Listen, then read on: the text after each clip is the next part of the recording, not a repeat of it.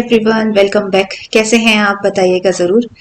आज मैं आपके साथ अपने क्लीनिंग टिप्स शेयर करूंगी। कैसे मैं अपने घर को क्लीन रखती हूँ, किन किन बातों का ध्यान रखती हूँ। ये बहुत ही ज़्यादा रिक्वेस्टेड वीडियो है। अक्सर मेरे पास आप कैसे घर को क्लीन रखते हैं, अपने घर को ऑर्गेनाइज करने के, अपने घर को आप कैसे साफ करते हो, किस किस तरीके से करते हो, ये शेयर कीजिए। बार बार मेरे पास ये रिक्वेस्ट आती है, तो आप ही के कहने पर मैंने ये आज वीडियो बनाया है। पसंद आए तो लाइक ज़रूर कीजिएगा। हो सकता है कुछ टिप्स नए हों, कुछ पुराने भी हों, लेकिन अगर कुछ भी अच्छा या फिर कुछ भी आपको नया लगता है तो लाइक ज़रूर कीजिएगा। तो सबसे पहला जो टिप है वो यही है कि मैं अपने नेल्स, मेरे घर में अगर कोई भी कट करता है तो हम लोग क्या करते हैं, न्यूज़पेपर में इस तरीके से कट करके इकट्ठा करके फिर इनको फेंकते हैं। वैसे तो मेरी मदर इन लॉ इसे वास्तु के हिसाब से जोड़ती हैं, लेकिन मेरे ख्याल से ये इसलिए किया जाता है ताकि इधर उधर पड़े हुए नेल गंदे ना लगे और साथ ही कहीं किसी को चुभ ना जाए। बाथरूम को जैसे ही यूज़ किया जाए, यानी कि आप नहाएं, उसके बाद अपने बाथरूम को ज़रूर क्लीन करें, क्योंकि कई बार पानी पड़े पड़े इससे चिकनाई जम जाती है और ये चिकनाई बाद में बहुत बड़े एक्सीडेंट का कारण भी बन जाती है। तो क्लीनिंग तो साथ है ही, साथ में सेफ्टी का भी ध्यान रखते हुए हमेशा बाथरूम को यूज़ करने के बाद आप वाइपर से अच्छे से सुखाएं।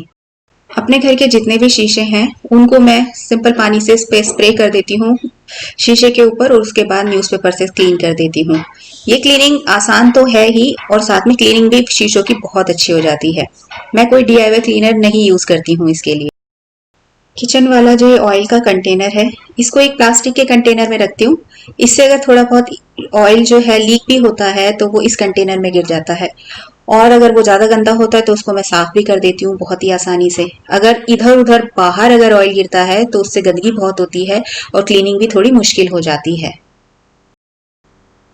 जैसे जो मेरे पुराने व्यूवर्स हैं उनको तो पता ही है, मैंने अपनी किचन की विंडो में ये 2 प्लांटर रखे हुए हैं, और क्योंकि प्लांटर्स के अंदर, पॉट के अंदर अगर हम पानी डालेंगे तो वो लीक भी करेगा, तो इस तरीके से मैंने छोटे छोटे 2 बॉक्स थे प्लास्टिक के, वो कट करके इसके नीचे लगा दिए हैं, ताकि अगर पानी डालते वक्त पानी गिरता भी है तो इसमें इकट्ठा हो जाए और गंदगी भी ना हो और मेरी वॉल भी जो है विंडो की खराब ना हो। काउंटर टॉप के ऊपर मैंने ये मिक्सी की मोटर रखी हुई है, और आपको पता ही है इस तरह के अप्लायंसेस पर बहुत जल्दी धूल जमती है, तो मैं इस तरीके से इसको कवर करके रखती हूँ ताकि इस पर धूल ना आए और मुझे बार बार क्लीनिंग ना करनी पड़े। साथ ही मैंने इसको एक इस तरीके की ट्रे पे रखा हुआ है ताकि जब मैं क्लीन करूँ तो सीधा ट्रे को खिसकाऊं और काउंटर टॉप को इजीली क्लीन। ऐसे ही अपने माइक्रोवेव और फ्रिज को भी मैंने इस तरीके के फैब्रिक से कवर किया हुआ है, क्योंकि इन पर ना डस्ट बहुत ही जल्दी जल्दी इकट्ठा होती है। तो सबसे अच्छा है कि जब आपको डस्टिंग करनी है तो ये फैब्रिक को झाड़ दीजिए और इसके ऊपर फिर से इसको बिछा दीजिए। तो इससे क्या होता है, डस्टिंग का एक थोड़ा सा जो काम है ना, वो कम हो जाता है। और इस तरीके के फैब्रिक माइक्रोवेव या फ्रिज पर पड़े हुए लगते भी सुंदर हैं। ड्रेसिंग टेबल में अपने बालों में लगाने वाला ऑयल तो हम सभी रखते हैं, लेकिन अगर हम उसको इस तरीके के कंटेनर्स में रखें, मेरे पास इस तरीके के कोई भी कंटेनर्स आते हैं तो मैं चेंज करती रहती हूँ 6 महीने या फिर साल भर में।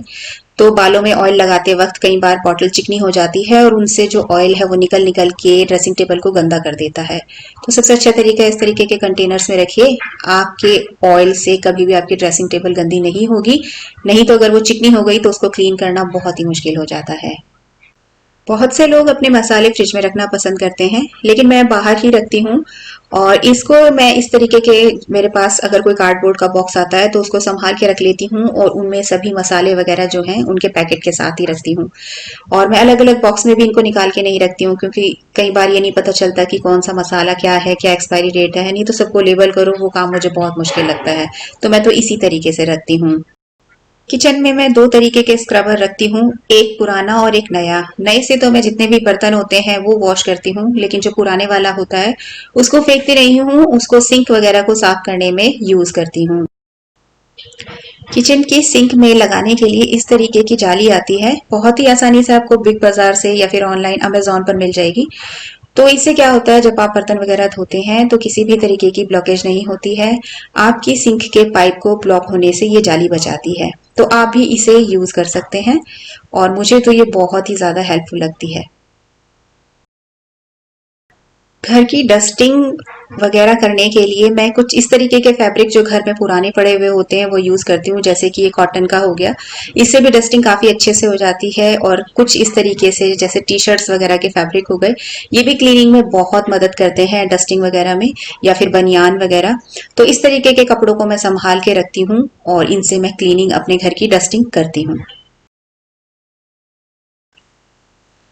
अपने घर में जो ये मेरी बालकनी में ग्रिल है या फिर रेलिंग बोल सकते हैं जिसको हम, तो ये इस तरीके की सॉक्स अगर आपके पास है, जैसे कि भाई खराब हो गई, पुरानी हो गई, तो मैंने फेंकती नहीं हूँ, ऐसे यूज कर लेती हूँ। इससे जो ग्रिल है ना, साफ करनी बहुत ही आसान है। अपने हाथ में पहनो और एकदम झट से इसे क्लीन कर दो। एकदम से आप देख भी सकते हैं एक ही बार हाथ मारने में कितनी आसानी से ये क्लीन हो रहा है। और इसी तरीके से ही जो ये मेरे क्लीनिंग वाले कपड़े होते हैं, इनको मैं एक बार यूज करने पर फेंकती नहीं हूँ। इनको मैं कुछ टाइम तक तो यूज करती हूँ, और जैसे ही इनसे सफाई करती हूँ, इन पे काफी ज्यादा मुझे धूल दिखाई देती है तो इनको धो भी देती हूँ। क्योंकि अगर बहुत ज्यादा इन पर धूल इकट्ठी हो जाती है तो फिर इससे क्लीनिंग करना बिल्कुल बेकार होता है। तो इनको टाइम टू टाइम धोना भी चाहिए। घर की अलग-अलग जगहों को क्लीन करने के लिए अलग-अलग फैब्रिक को मैं यूज करती हूँ। जैसे ये कॉटन का फैब्रिक है, ये डस्टिंग में यूज होता है। ये जो सॉक्स है, इससे मैं रेलिंग क्लीन करती हूँ। ऐसे ही सेंटर टेबल और डाइनिंग टेबल के लिए मैं स्पंज यूज करती हूँ। उसी से ही मैं काउंटर टॉप को भी क्लीन करती हूँ। किचन गंदा ना लगे, काउंटर टॉप हमेशा साफ रहे, तो कोशिश करती हूँ कि ये मेरे पास एक खराब बास्केट है, इसी के अंदर अपनी सारी सब्जियां वगैरह के छिलके जो है इकट्ठे करती हूँ और फिर फेंकती हूँ। कई बार फेंकती भी नहीं हूँ, कई बार ये छिलके मेरे बहुत काम आते हैं। इन छिलकों के पानी को मैं इकट्ठा करके अपने पौधों में भी डाल देती हूँ।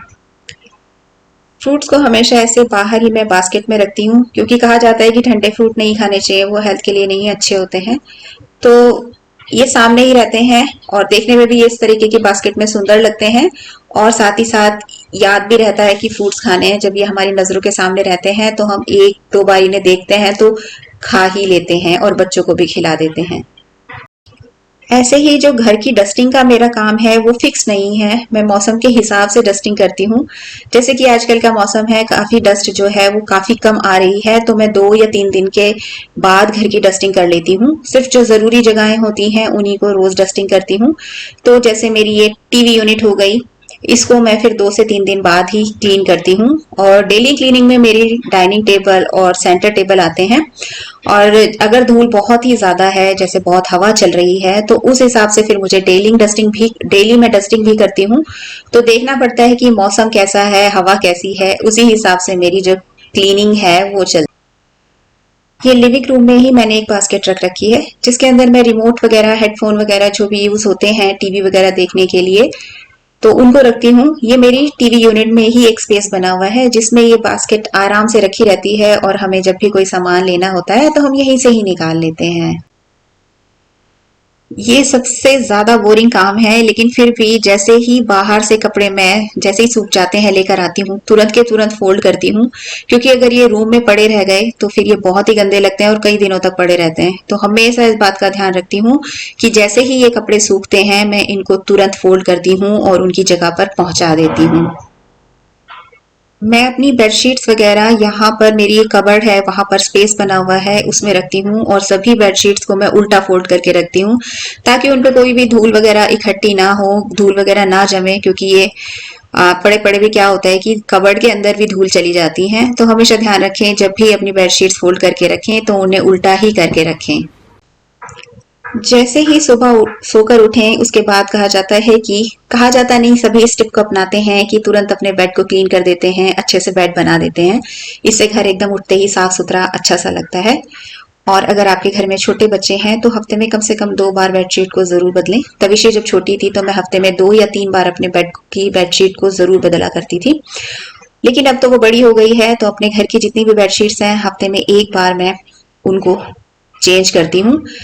क्योंकि जैसे ही घर की बेडशीट बदलती हैं, आपके घर का लुक बिल्कुल बदल जाता है, घर एकदम साफ सुथरा हो जाता है। साथ ही साथ अगर आपको एक्ने प्रॉब्लम है ना, तो इस चीज का जरूर ध्यान रखें कि पिलो कवर वगैरह बिल्कुल धुले और साफ यूज करें, नहीं तो एक्ने बढ़ सकते हैं। घर के पहनने वाले कपड़े तो मैं एक एक दिन छोड़कर एक एक दिन के गैप के बाद धोती हूँ, और बेडशीट जिस दिन मैं बदलती हूँ सेम डे ही मैं वॉश कर देती हूँ। उनको मैं ज्यादा दिन तक नहीं रखती हूँ, क्योंकि इससे बहुत ही ज्यादा स्मेल हो जाती है। तो सेम डे अगर बेडशीट धुल जाए तो काम भी आसान हो जाता है, और एक ऐसा लगता है कि बहुत बड़ा भार जो है काम का वो खत्म हो गया है। क्योंकि जैसे मैंने आपको बताया ही है कि मैं डेली जो पहनने वाले कपड़े हैं वो वॉश नहीं करती हूँ, एक एक दिन के गैप के बाद करती हूँ, क्योंकि 3 ही जने हैं तो बहुत ज्यादा कपड़े इकट्ठे नहीं होते हैं। और इस तरीके का मैंने अभी अभी ये बास्केट लिया है, इसके अंदर रखती हूँ क्योंकि इसके अंदर मोटे मोटे होल्स हैं जिसकी वजह से कपड़ों में स्मेल नहीं होती है। एकदम बंद करके अगर कपड़ों को रख दो तो बहुत ज्यादा स्मेल हो जाती है। तो इस तरीके के बास्केट वगैरह आप भी ले सकते हैं, जिनके अंदर आप अपने कपड़े जो हैं लॉन्ड्री के डाल सकते हैं। तो दोस्तों, आज तक का वीडियो इतना ही था। जितने भी मुझे टिप्स याद आए मैंने सभी आपके साथ शेयर किए। कुछ टिप्स नए होंगे, हो सकता है कुछ टिप्स पुराने भी हों, लेकिन अगर कोई भी आपको टिप नया लगता है तो आप वीडियो को लाइक कर सकते हैं, अपने दोस्तों के साथ शेयर भी कर सकते हैं। बस मेरा मोटिवेशन बढ़ाते रहिए, अच्छे अच्छे कमेंट करते रहिए, ताकि मैं इस तरीके के वीडियोस और भी ज्यादा आपके पास ला सकूं, आपको दिखा सकूं। बहुत सारे टिप्स होते हैं, बहुत सारी चीजें होती हैं जो मुझे याद आती रहती हैं, वो टाइम टू टाइम मैं आपके साथ शेयर भी करती रहती हूँ। वीडियो अब ज्यादा लंबा ना हो जाए, बस यहीं पर इसका एंड करती हूँ। मिलूंगी आपको जल्द ही नेक्स्ट वीडियो में, तब तक के लिए बाय।